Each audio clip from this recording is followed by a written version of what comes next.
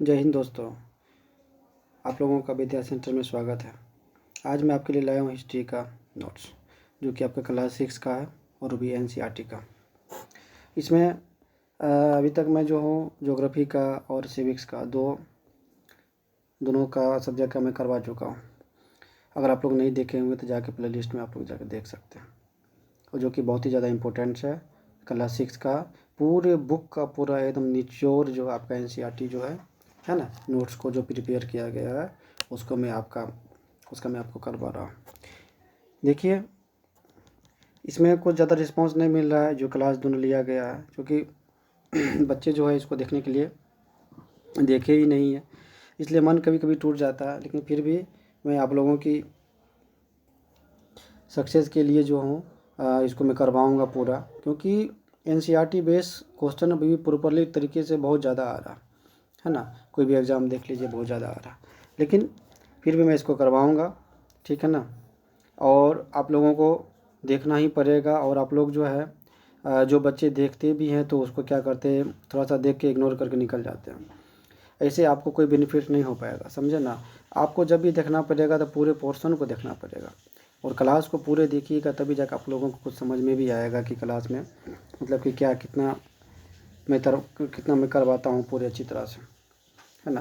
तो आप लोगों से रिक्वेस्ट है कि थोड़ा सा शेयर कर दिया कीजिए, है ना, जिससे हमको भी थोड़ा सा मेरा भी मनोबल बना रहे और मैं भी अच्छी तरह से क्लास में ले पाऊँ।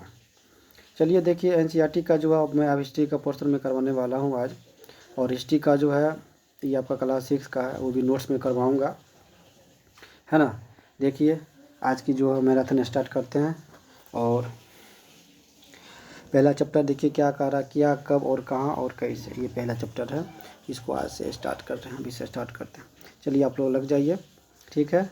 सीधे एकदम आते हैं क्लास पे, क्योंकि आपका टाइम बहुत ही ज़्यादा इम्पोर्टेंट है, ठीक है। चलिए स्टार्ट करते हैं। देखिए कह रहा कि क्या, कब, कहाँ और कैसे। सबसे पहला देखिए,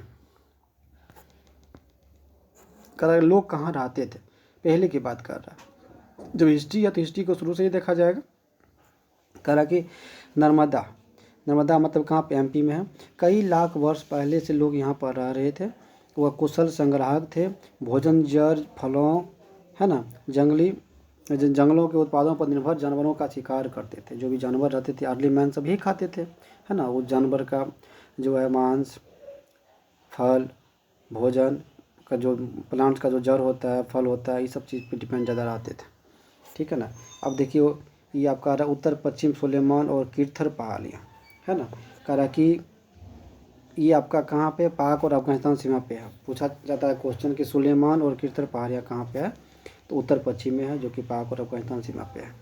इस स्थान पर 8 वर्ष पूर्व स्त्री पुरुषों ने सबसे पहले गेहूँ और जौ फसलों को अपनाया आरंभ किया तथा भेड़, बकरी, गाय, बैल को क्या किया, पालतू बनाया और गाँव में रहते थे। ये स्थान जो है ना, इस स्थान पर कह 8 वर्ष पूर्व दिया है। 8 वर्ष पूर्व क्यों दिया, ये तो कुछ गड़बड़ लग रहा है। 8 वर्ष पूर्व दिया, 800 वर्ष पूर्व होना चाहिए, 8 वर्ष पूर्व दिया। 8 वर्ष पूर्व का मतलब होता है, देखिए ये कि जब से एडी स्टार्ट हुआ, है ना, तब से इसके डेट के 8 साल पहले, इसके डेट के क्या हो गया, 8 साल जो है पहले की बात कर रहा है कि यहाँ के स्त्री ने क्या कि गेहूँ और जौ फसलों को अपनाया था, है ना। सबसे पहले यही कि लोग अपनाए थे, और भेड़, बकरी, गाय को और बैल को क्या किया था, पालतू बनाया था यहाँ के आदमी, उत्तर पश्चिम सुलेमान और किरथर के। अब देखिए कह रहा है कि उत्तर पूर्व में गारो तथा मध्य भारत में विभिन्न पहाड़ियाँ, इसके बारे में बात कर रहा है। कह रहा गारो, असम, विभिन्न पहाड़ियाँ, मध्य प्रदेश, यहाँ पर कृषि का विकास हुआ। सर्वप्रथम चावल विंध्य के उत्तर में उपजाया गया था। मतलब चावल जो है कहाँ उपजाया गया था, विंध्य के उत्तर में उपजाया गया था, ठीक है। देखिए सिंध व सहायक नदी की बात करता है कि 4700 वर्ष पूर्व आरंभिक नगर फल फूले गंगा व तटवर्ती इलाके में 2500 वर्ष पूर्व नगरों का विकास हुआ था, है ना। कब हुआ था, 4700 वर्ष जो है ना, 4700 वर्ष पूर्व जो है इसकी बात कर रहा है, फल फूले। और 2500 वर्ष पूर्व नगरों का विकास हुआ। गंगा व सोन नदी की बात कर रहा है। गंगा के दक्षिण में प्राचीन काल में मगध की स्थापना हुआ था। मतलब गंगा के दक्षिण में प्राचीन काल में जो है मगध की स्थापना हुआ था, गंगा व सोन नदी। देश का नाम की बात करते हैं। देश का नाम देखिए इंडिया शब्द जो है, इंडिया शब्द कहाँ से लिया गया? इंडस से निकला है, जिसे संस्कृत में क्या कहते हैं? संस्कृत में जिसको सिंधु कहा जाता है। ईरान और यूनान वासियों ने सिंधु को हिंडोस अथवा इंडोस कहा और इस नदी के पूर्व के भूमि प्रदेश को इंडिया कहा था। भारत नाम का प्रयोग उत्तर पश्चिम में रहने वाले लोगों के एक समूह के लिए किया जाता था। इसका वर्णन कहाँ मिलता है? ऋग्वेद में मिलता है। मतलब भारत का नाम कहाँ मिलता है? उत्तर पश्चिम में रहने वाले लोगों के एक समूह के लिए किया गया था, ठीक है ना, जिसका वर्णन कहाँ मिलता है? ऋग्वेद में मिलता है। अब अतीत के बारे में देखिए कैसे जाने। पांडुलिपि किसको बोलते हैं? देखिए ये पुस्तकें हाथ से लिखी जाती थी। जो पांडुलिपियाँ होती थी इसको हाथ से लिखा जाता था। तार के पत्तों व भोज पेड़ का छाल से, मतलब तार का जो पत्ता होता है ना, और भोज पेड़ का जो छाल से निर्मित होता था उसको पांडुलिपियाँ कहते थे, या भोजपत्र पर लिखी जाती थी। जो भोजपत्र होता था ना, भोजपत्र पर भी लिखा जाता था। अंग्रेजी में इसके लिए मैन्यूस्क्रिप्ट शब्द जो है, लैटिन शब्द जो है मेन्यू, जिसका अर्थ होता है इन पांडुलिपियों में। क्या होता है? इन पांडुलिपियों में धार्मिक मान्यताएं, व्यवहार, राजाओं के जीवन, औषधियों तथा विज्ञान आदि सभी प्रकार के विषयों की चर्चा मिलती है। समझ गए ना? मैन्यूस्क्रिप्ट उसी को बोलते हैं। यह संस्कृत जो है प्राकृत व तमिल भाषा में लिखे हैं। प्राकृत आम लोगों की भाषा थी। प्राकृत जो थी क्या थी? आम लोगों की भाषा थी। अभिलेख क्या था? अतीत के बारे में जानने का एक और महत्वपूर्ण स्रोत अभिलेख है। यह कठोर सतह पर उत्कीर्ण किए जाते थे, ठीक है। और पुरातत्वविद देखिए क्या होता है? वे व्यक्ति जो अतीत में बनी वस्तुओं का अध्ययन करते हैं, वे व्यक्ति जो अतीत में बनी वस्तुओं का अध्ययन करते हैं, जैसे पत्थर हो गया, ईंट से बनी इमारतों, अवशेष, चित्र, मूर्तियाँ इत्यादि सब हो गया। इतिहासकार की बात करते हैं। जो लोग अतीत का अध्ययन करते हैं और तिथियों का अर्थ है ना, उसको इतिहासकार बोलते हैं। बीसी मतलब होता है बिफोर क्राइस्ट, जिसको बोलते हैं ईसवी पूर्व, ईसा के जन्म से पहले के टाइम को बोलते हैं, क्या बोलते हैं? बीसी बोलते हैं। एडी बोलते हैं एनो डोमिनी को, मतलब ईसा के जन्म के बाद के समय को एडी बोलते हैं। कृषि का आरंभ कब हुआ? देखिए कितना इंपॉर्टेंट। कृषि का आरंभ हुआ 8000 ईस्वी पूर्व में हुआ। और सिंधु सभ्यता के प्रथम नगर जो है ये 4700 ईस्वी पूर्व का है। और गंगा घाटी नगर जो है ये 2500 ईस्वी पूर्व का है। ये आप लोग पढ़े हैं। देखिए पहला चैप्टर खत्म हो गया।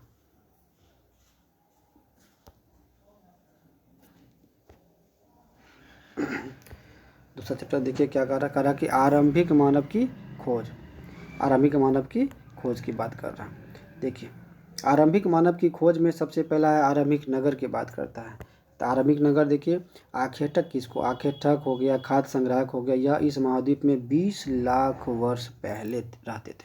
20 लाख वर्ष पहले रहते थे, मतलब इमेजिन आप लोग कर सकते हैं 20 लाख वर्ष पूर्व, मतलब 2 मिलियन। इन्हें यह नाम भोजन का इंतजाम करने की विधि के आधार पर दिया गया था, है ना। यह नाम क्यों दिया गया था? जो भोजन का जो विधि है उसके निर्माण के आधार पर रखा गया था। भोजन जानवरों का शिकार हो गया, मछली हो गया, चिड़िया हो गया, फल फूल, दाने, पत्ते, पौधे, अंडे, ये सबको, है ना, वो सब उसका भोजन का एक प्रकार था। उसके लिए उसको क्या बोला जाता था?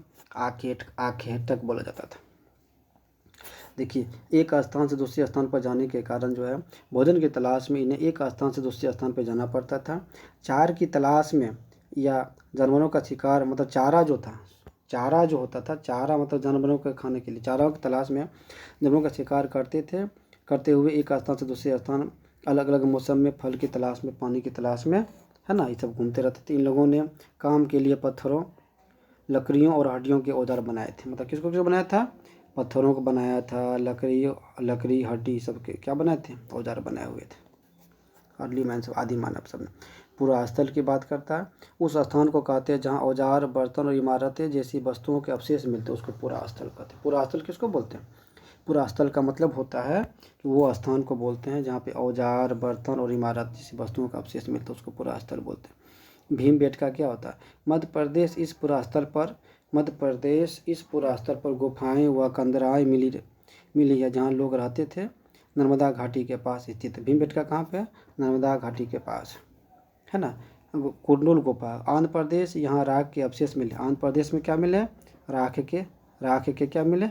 अवशेष मिले आंध्र प्रदेश में, ठीक है। कह रहा है कि इसका इस्तेमाल प्रकाश, मांस भुनने वह खतरनाक जानवरों को दूर भगाने के लिए होता था। किसका? कुरनूल गुफा जो है, कुरनूल गुफा में क्या था? ये कुरनूल गुफा कहाँ पे? ये आंध्र प्रदेश में, ठीक है ना, आंध्र प्रदेश में, याद रखिएगा। अब देखिए, लगभग कहा कि 12,000 साल पहले जलवायु में बड़े बदलाव आए और इसके परिणाम स्वरूप कई घास वाले मैदान बनने लगे और हिरन, बारहसिंगा, भेड़, बकरी, गाय जैसे जानवरों की संख्या में बढ़ोतरी हुई और मछली महत्वपूर्ण स्रोत बना। कब? 12,000 साल पहले की बात कर रहा है। जलवायु में बदलाव हो गया, जिसके कारण से क्या हो गया? घास का जो मैदान है ना, घास का मैदान जो है ये बनने लगे और हिरन, बारहसिंगा, भेड़, बकरी जितने भी जानवर की जनसंख्या थी उसका क्या हो गया? ये महत्वपूर्ण स्रोत बन गया, क्योंकि ऑटोमेटिक था, घास का मैदान अब होगा तो जो भी उसको खाते हैं जानवर वो उसकी संख्या बढ़ेगी और उसको इसका स्रोत बनाते थे, उसको वो लोग खाते थे। करा के प्रारंभिक पशुपालक व कृषक के साक्ष्य बताइए, मतलब साक्ष्य की बात कर रहा है। देखिए, मतलब बुरज़होम कहाँ पे है? ये आपका कश्मीर में है। मेहरगढ़ पाकिस्तान में है ना। चिरांद कहाँ पे? बिहार, है ना, कहाँ पे? बिहार। कोल्डिवा कहाँ पे? कोल्डिवा आपका कहाँ पे है? एमपी में है। और दाओजली कहाँ पे? दाओजली की बात करता है, ये आपका असम में। कह रहा कि बुरज़होम वर्तमान कश्मीर में लोग गड्ढे के नीचे घर बनाते थे जिन्हें गर्तवास कहते थे। गर्तवास मतलब ये होता था। देखिए, बुरज़होम कहाँ पे है? बुरज़होम जो है अभी कश्मीर में, ठीक है। और गर्तवास किसको बोले? गर्तवास मतलब होता था जहाँ पे लोग नीचे गड्ढे में घर बनाते थे, क्योंकि ठंडा बहुत ज़्यादा होता था। ठंडे से बचने के लिए, जानवरों से बचने के लिए वो लोग क्या करते थे? गर्तवास बनाते थे। देखिए, मेहरगढ़ की बात करता है। मेहरगढ़ में बस्ती का आरंभ 8,000 साल पहले। यह स्थान ईरान जाने वाले रास्ते में महत्वपूर्ण था। यह बोलन दर्रे के पास एक हरा भरा समतल स्थान है, ठीक है। मेहरगढ़ कहाँ पे है? मेहरगढ़ की बात करता है तो ये आपका मेहरगढ़ बस्ती का आरंभ 8,000 साल पहले हुआ था और यह स्थान ईरान जाने वाले रास्ते महत्वपूर्ण था। मतलब जब ईरान जाते थे आदमी ना, तो उस रास्ते में मेहरगढ़ पड़ता था, जो कि बहुत ही ज़्यादा इम्पोर्टेंट था और हरा भरा समतल स्थान था। इस इलाके में सबसे पहले गेहूं का, जौ का, भेड़ का, बकरी का पालना सीखा। यहाँ चौकोर तथा आयताकार घरों के अवशेष मिले हैं। पूछा जाता है कि मेहरगढ़ में जो है किस प्रकार के घर मिले हैं? तो चौकोर और आयताकार घर मिले हैं।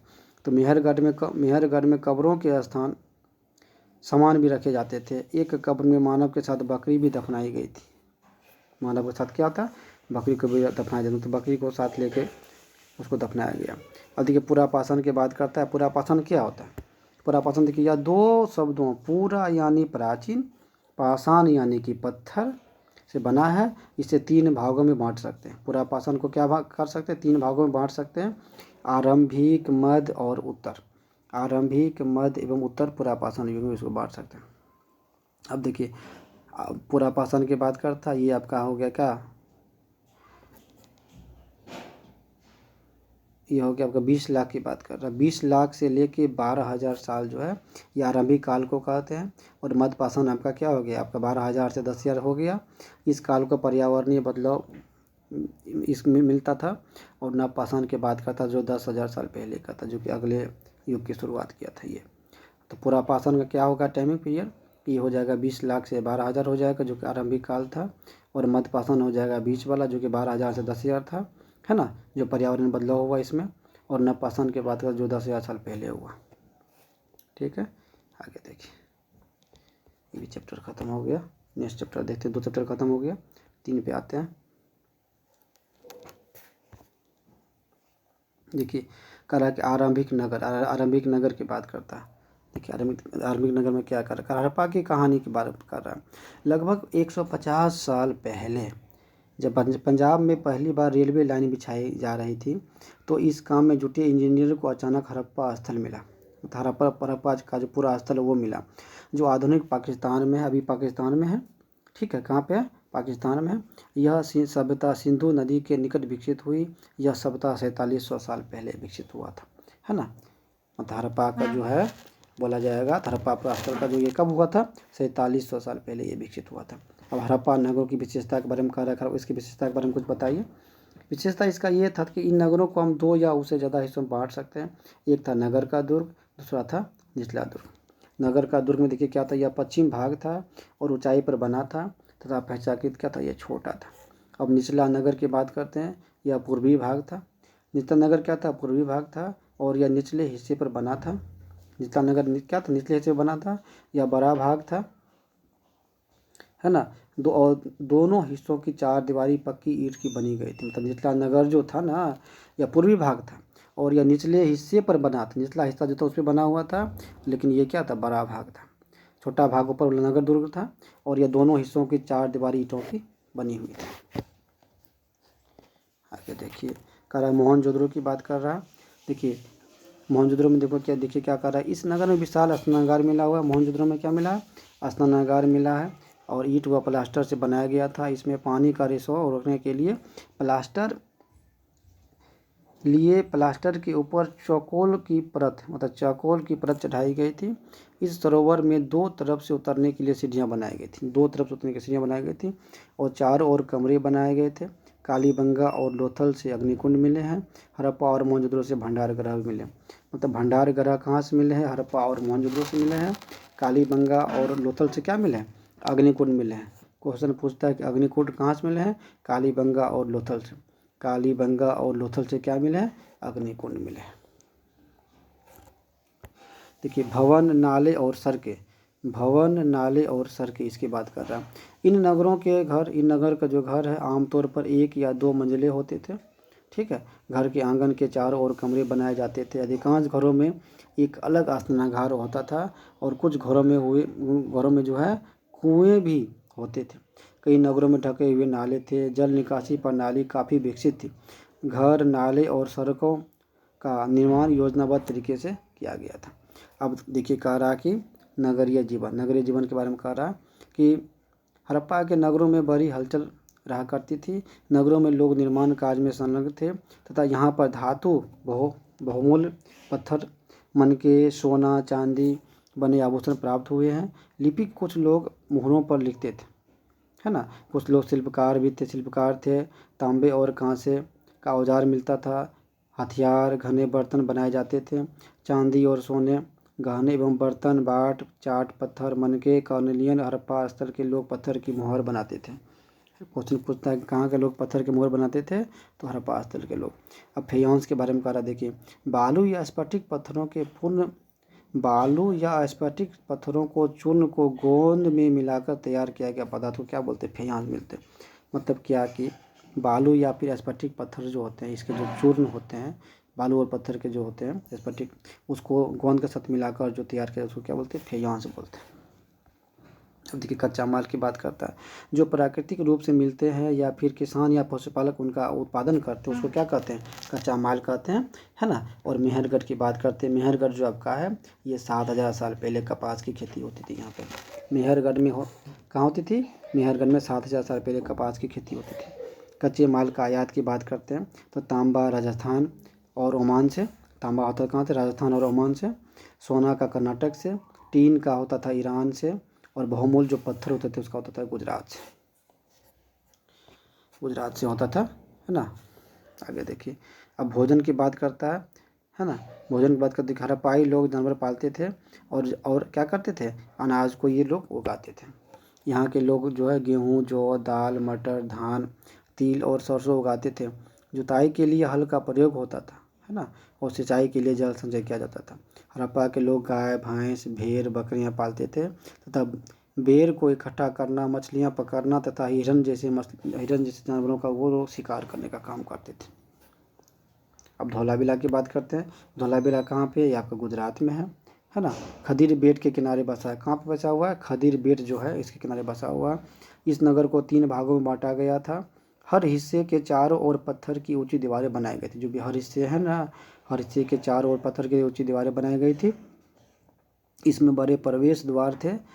एक खुला मैदान था जिसमें सार्वजनिक कार्यक्रम आयोजन किए जाते होंगे।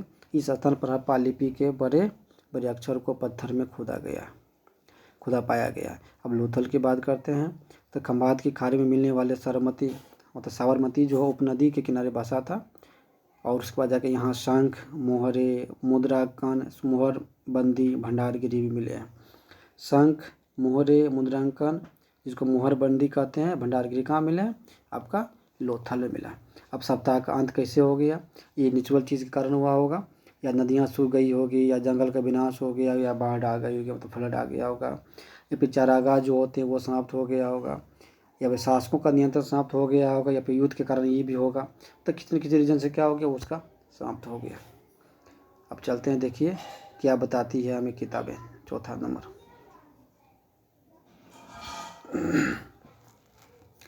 देखिए, कह रहा है कि क्या बताती है हमारी किताब और कब्र के बारे में। देखिए सबसे पहले कह रहा है कि प्राचीनतम ग्रंथ वेद है। तो वेद का शाब्दिक अर्थ क्या होता है, ज्ञान वेदों का संकलन जो है, इसको वेद था, जिसको किसने किए थे, कि जिसका संकलन किए थे कृष्ण द्वैपायन वेद व्यास जी ने किया था, है ना। कृष्ण द्वैपायन, जिसको वेद व्यास नाम जानते हैं, उसने क्या किया था, वेद का संकलन किए थे। वेद 4 होते हैं, ऋग्वेद, यजुर्वेद, सामवेद, अथर्ववेद होते हैं, ठीक है। अब देखिए, अब ऋग्वेद की बात करता है। तो ऋग्वेद यह सबसे पुराना वेद है। ऋग्वेद की रचना जो है 3500 साल पहले हुई थी। ऋग्वेद की रचना कब हुआ था, 3500 साल जो है पहले हुआ था। ऋग्वेद में 1000 से ज़्यादा क्या चीज़ है, प्रार्थनाएँ हैं, जिसको सूक्त कहा जाता है। 1000 से ज़्यादा क्या प्रार्थनाएँ हैं, जो कि 1028 है, जिसको क्या बोलते हैं, सूक्त बोलते हैं। 10 मंडल है। ऋग्वेद में कितने मंडल है, 10 मंडल है। 1028 सूक्त है और 10,600 कितने मंत्र है।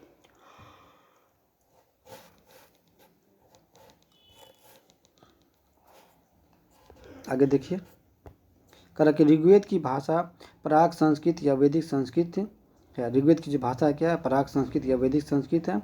इसमें 3 देवता महत्वपूर्ण है, अग्नि का, इंद्र का और सोम का।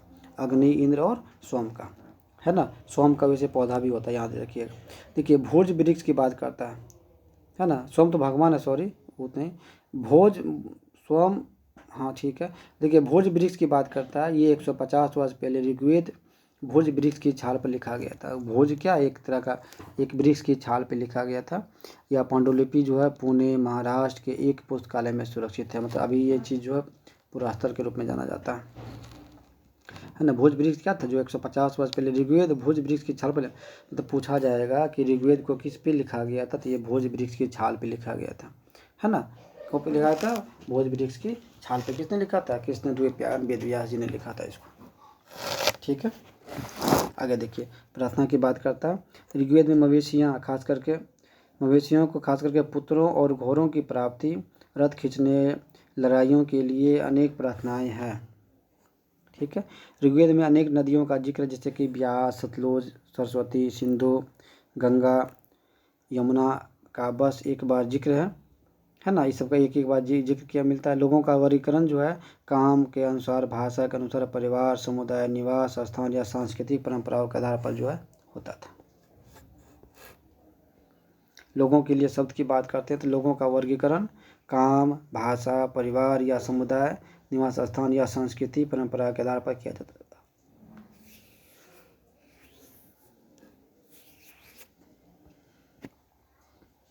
लेकिन लोगों के लिए जो शब्द की बात करता है, लोगों का वर्गीकरण जो है काम, भाषा, परिवार या समुदाय, निवास स्थान, संस्कृति परंपराओं के आधार पर किया जाता था। देखिए काम के आधार पर जो है ऐसे 2 समूह थे समाज में। एक होता था पुरोहित, दूसरा होता था राजा। पुरोहित था जिन्हें कभी कभी ब्राह्मण कहा जाता था, या यज्ञ व अनुष्ठान करते थे। राजा की बात करते हैं, ये आधुनिक समय जैसे नहीं थे। ये ना महल में रहते थे, ना राजधानियों में, ना ही सेना रखते, ना कर वसूलते, और उनकी मृत्यु के बाद उनका बेटा अपने आप शासक नहीं बनता था। अब जनता वह पूरे समाज के लिए बात करता है। जन इसका प्रयोग आज भी होता है। दूसरे शब्द या विष, इसका वैश्य शब्द निकलता है, वैश्य शब्द निकलता है। जिन लोगों के ने प्रार्थनाओं की रचना की, वे खुद को आर्य कहते थे, वह विरोधियों को दास या दस्यु कहते थे। तो दास मतलब होता था जो विरोधी होते थे, जो प्रार्थना का जो विरोध करते थे, उसको दास बोला जाता था, है ना, या दस्यु कहते थे। आज जो प्रार्थना का रचना किया उसको क्या बोलते थे, आर्य बोलते थे, जो कि बड़े जाति के लोग होते थे। अब समाज मुख्य रूप से 4 वर्गों में बना हुआ था, ब्राह्मण, यज्ञ और अनुष्ठान। ब्राह्मण, यज्ञ और अनुष्ठान। वैश्य व्यापारी, क्षत्रिय, सेना, शूद्र, दास, ये सब होता था। अब महापाषाण की बात करते हैं। महापाषाण का जो 3000 साल पहले शुरू हुआ था। महापाषाण काल कब शुरू हुआ था, 3000 साल पहले शुरू हुआ था। ये शिलाखंड जो है महापाषाण, महाबरा पाषाण पत्थर से, ये पत्थर दफन करने की जगह पर लोगों द्वारा बड़े करने से लगाए गए थे। यह प्रथा दक्कन, दक्षिण भारत, उत्तर पूर्व भारत और कश्मीर में प्रचलित थी। मृतकों के साथ लोहे के औजार, जो मृतक होते, जो मरते थे, कुशल लोहे के औजार, हथियार, पत्थर, सोने के गहने, घोड़े के कंकाल। महापाषाण काल जो है, सब महापाषाण काल 3000 साल पहले लोहे का प्रयोग आरंभ हो गया था। मतलब 3000 पूछा जाएगा कि लोहे का प्रयोग कब शुरू हुआ। लोहे का प्रयोग 3000 साल पहले जो है वो स्टार्ट हो गया था महापाषाण काल में। अब इनाम गांव की बात करते हैं। देखिए इनाम गांव जो कि 3600 से 2700 साल पहले जो है भीमा की सहायक नदी घोर के किनारे एक जगह है, जो कि भीमा की एक सहायक नदी घोर के किनारे की जगह है। यहाँ वयस्क लोगों को पराया गड्ढे में सीधा लिटा कर दफनाया जाता था। जो वयस्क होते थे, है ना, उसको सीधा लिटाया जाता था, लिटा के दफना दिया जाता था। उनका सिर उत्तर की ओर होता था। कई बार उन्हें घर के अंदर ही दफनाया जाता था। खाना खाने और पानी पीने का बर्तन सबके पास रख दिए जाते थे, है ना। फिर कह रहा है, देखिए इनाम गांव में पुरातत्वविदों को गेहूँ, चावल, दाल, बाजरा, मटर और तिल के बीज मिले हैं। जानवरों की हड्डियाँ मिली है गाय, बैल, भैंस, बकरी, भेड़, कुत्ता, घोड़ा, ये सब का मिला हुआ। हिरन, सुअर, चिड़िया, कछुआ, केकड़ा और मछली की हड्डियाँ भी यहाँ पे क्या होगा, पाया गया है। ये एक्सरसाइज खत्म। 4 चैप्टर हम लोग कर चुके हैं, टोटल 11 चैप्टर है। चलते हैं 5th पे। देखिए राजा और एक प्राचीन गणराज्य। 3000 साल पहले राजा बनने की प्रक्रिया में कुछ बदलाव आया। 3000 साल पहले जो है राजा बनने की प्रक्रिया में क्या कुछ बदलाव आया था। अश्वमेध यज्ञ आयोजित करके राजा के रूप में प्रतिष्ठित हो गए थे। इसमें अश्वमेध यज्ञ जो राम जी ने करवाए थे। देखिए इसके शासक थे 3000 साल पहले राजा बनने की प्रक्रिया में कुछ बदलाव आए। अश्वमेध यज्ञ आयोजित करके राजा के रूप में प्रतिष्ठित हो गए, है ना। और अश्वमेध यज्ञ करने वाले राजा बहुत शक्तिशाली माना जाता था। महायज्ञ को करने वाले राजा अब जन के राजा ना होकर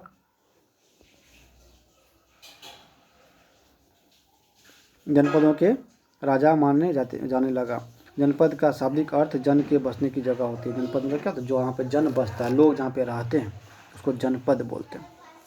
अश्वमेध यज्ञ की बात करते हैं। देखिए करक इस यज्ञ में इस यज्ञ में रख घोड़े को राजा के लोगों की देखरेख में स्वतंत्र विचरण के लिए छोड़ दिया जाता था। मतलब एक घोड़े को, इस घोड़े को किसी दूसरे राजा ने रोका तो उसे वहाँ अश्वमेध यज्ञ करने वाले राजा से युद्ध करना होगा। अगर उसे जाने दिया तो अश्वमेध यज्ञ वाला राजा अधिक शक्तिशाली है। यह यज्ञ पुरोहित द्वारा संपन्न होता था तथा विभिन्न राजा को आमंत्रित किया जाता था। उत्तर वैदिक ग्रंथ की बात करते हैं। जो ग्रंथ जो है ऋग्वेद के बाद रचे गए थे उसको क्या बोले गए थे, तो उत्तर वैदिक हो जो ऋग्वेद के बाद रचे गए थे, जिसे कह सकते हैं सामवेद, यजुर्वेद, अथर्ववेद और उपनिषद जो है ये सब क्या थे, ऋग्वेद के बाद रचा गया था, मतलब ऋग्वेद के बाद लिखा गया था। अब वर्ण की बात करते हैं। पुरोहितों ने लोगों को 4 वर्गों में विभाजित किया था। पुरोहित किए थे 4 वर्गों में और उसका काम का रेशियो से किया गया था। ब्राह्मण की बात करते हैं तो वेदों का अध्ययन, अध्यापन और यज्ञ करना ब्राह्मण का काम था। क्षत्रिय की बात करते हैं, युद्ध करना और लोगों की रक्षा करना था क्षत्रिय का काम। वैश्य की बात करते हैं, कृषक, पशुपालक और व्यापारी वैश्य थे। शूद्र 3 वर्णों की तीनों वर्ण है उसके ऊपर वैश्य, क्षत्रिय, ब्राह्मण, इस सबका सेवा करने का काम कौन करते थे, शूद्र करते थे। जनपद का बात मतलब करा। जनपद का शाब्दिक अर्थ कि जन के बसने की जगह होता है। महायज्ञों को करने वाले राजा अब जन के राजा ना होकर जनपदों के राजा माने जाने लगे। इनमें लोग झोपड़ियों में रहते थे और मवेशी तथा जानवरों को पालते थे। चावल, गेहूँ, धान, जौ, दाल, तिल, सरसों उगाते थे। और कुछ जनपद है। देखिए दिल्ली की बात करता है। पुराना किला आपका दिल्ली हो जाएगा। हस्तिनापुर कहाँ पे है, होता है उत्तर प्रदेश में है। और अतरंजी खेड़ा कहाँ पे, एटा में, है ना। दिल्ली का मतलब पुराना किला कहाँ पे, दिल्ली में है। हस्तिनापुर उत्तर प्रदेश में है। और अतरंजी खेड़ा कहाँ पे, एटा में है। अब महाजनपद की बात करते हैं। देखिए 2500 साल पहले कुछ जनपद और महत्वपूर्ण हो गए, इन्हें महाजनपद कहा जाने लगा, है ना। और अधिक जो है महाजनपदों की एक राजधानी होती थी। कई राजधानियों में क्या था, किलेबंदी की गई थी, अर्थात इनके चारों ओर विशाल, ऊंची और प्रभावशाली दीवार खड़ी कर अपनी समृद्धि और शक्ति का प्रदर्शन भी करते थे। इस क्षेत्रों पर नियंत्रण रखना भी एक क्या था, सरल हो गया, आसान हो गया था। कर की बात करते हैं। महाजनपदों के राजा विशाल किले बनवाते थे और बड़ी सेना रखते थे।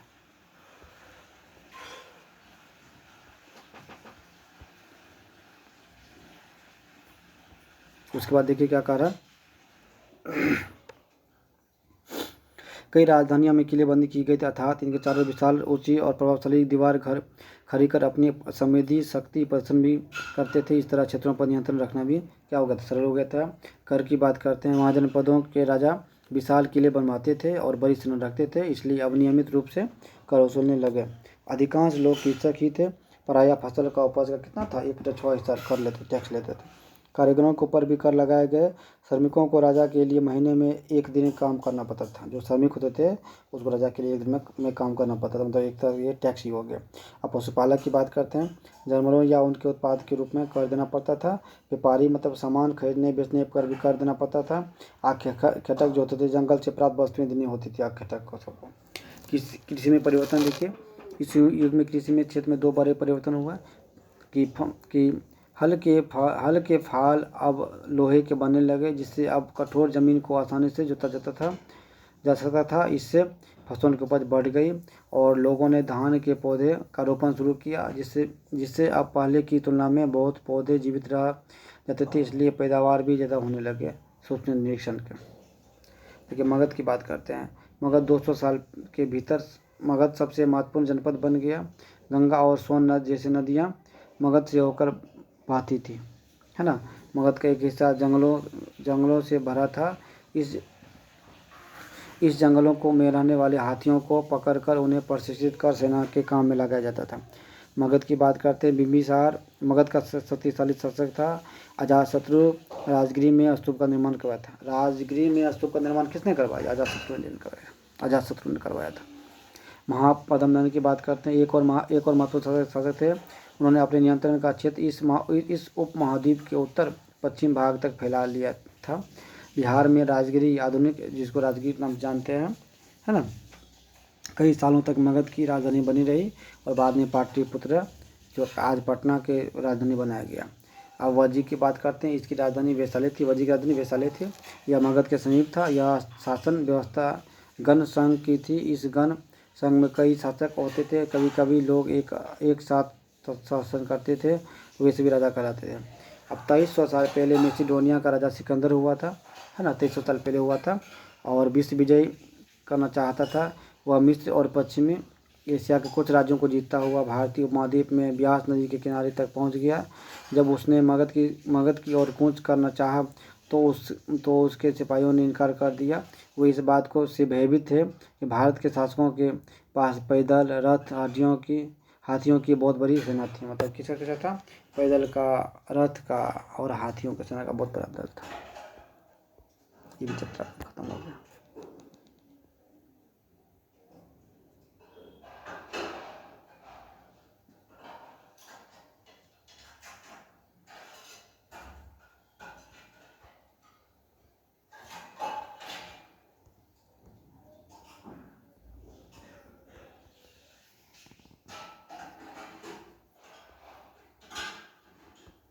देखिए आगे आपका